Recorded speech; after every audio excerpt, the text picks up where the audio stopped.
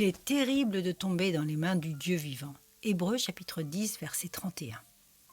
Le refus actuel de tant de maîtres religieux d'accepter la doctrine de la colère de Dieu s'inscrit dans un mouvement plus vaste d'incrédulité qui commence par douter de la véracité des Écritures chrétiennes.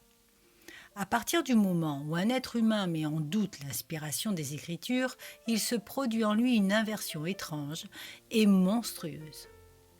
Il juge la parole au lieu de laisser la parole le juger.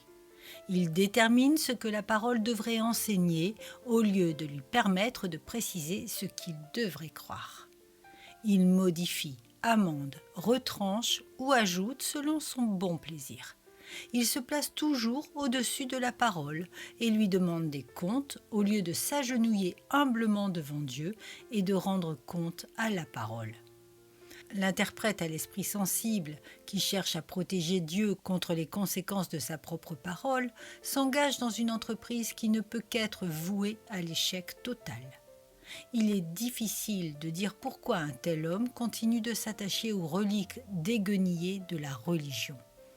La décision virile qu'il doit prendre est de renoncer résolument à la religion chrétienne, de la rejeter derrière son dos avec tous les jouets usagés et les croyances discréditées de son enfance.